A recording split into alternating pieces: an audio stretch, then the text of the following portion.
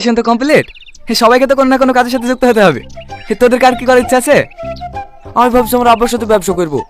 তাছাড়া আমার রেজাল্টের অবস্থাও ভালো না, যে কোনো চাকরিতে ইন্টারভিউ দেবো। সূর্য, তুই কি করবি? আমি অ্যানিমেশনের যে কাজটা আছে ওইটা করবো ভাবছি।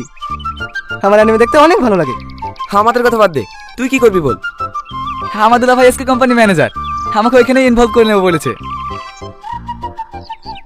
কিরে রোহন, তুই কি করবো ভাবছি? আমি? হ্যাঁ, কেন কিছু করার ইচ্ছা নাই নাকি? করতে তো অনেক কিছু মন চায়, দেখা যাক কপালে কি আছে।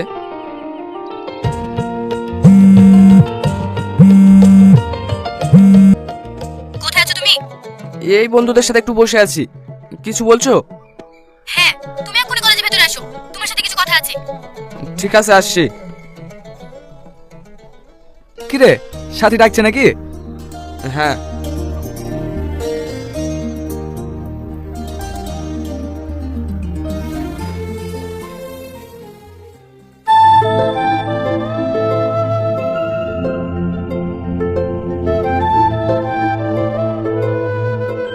হঠাৎ এখন ডাকলে? বাড়িতে সব ঠিকঠাক আছে তো? আমার বাড়ি থেকে আমার জন্য ছেলে দেখছে, তেমন কোনো ভালো সম্বন্ধ পেলেই আমার বিয়ে দিয়ে দেবে। তোমার তো গ্রাজুয়েশন কমপ্লিট, এবার তোমাকে বিয়ে করতে পারবা? দেখো সাথী, তুমি তো জানোই আমার পরিবারের অবস্থা কেমন। আমাকে আর একটু সময় দাও। আমি নিজের পায়ে না দাঁড়িয়ে তোমাকে বিয়ে করতে পারবো না। থাক, তোমাকে আর কিছু করতে হবে না। যদি তুমি আমাকে ভালোবাসতে তাহলে ঠিক আছে, তুমি কিছু একটা করতে। তুমি যদি আমাকে না বুঝো তাহলে কে বুঝবে বলো? আমি তো চেষ্টা করছি, তাই না? থাকো তুমি তোমার বুঝ নিয়ে, আমাকে বুঝাতে এসো না। শোনো সাথী, আমার কথাটা শোনো। সাথী,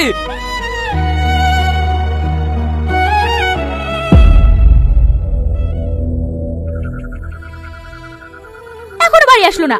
বয়স বাড়ার সাথে সাথে যেন অফিসের কাজও বাড়ছে। কখন আসবে কে জানে।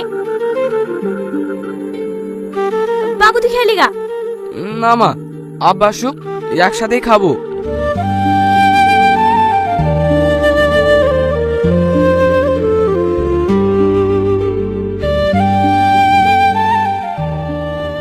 এতক্ষণ লাগলো আসতে? অফিসে একটা কাজ পড়ে গিয়েছিল, তাই আসতে একটু লেট হয়ে গেল। সারাদিন অফিসের কাজ নিয়ে তো পড়ে থাকো, নিজের বয়সের দিকে একটু খেয়াল রাখতে হবে না? ও নিয়ে তুমি চিন্তা করো না। রোহন খাওয়া দাওয়া করেছে? না, এই একসাথে খাবো বলে বসে আছে।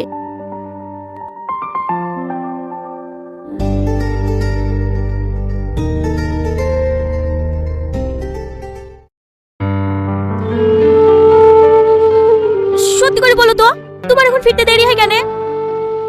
আমি এখন অফিসে পার্ট টাইম করি। এই বয়সে তোমার পার্ট টাইম করার কি দরকার বলো তো?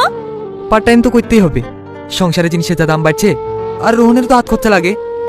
আর কতদিন হাত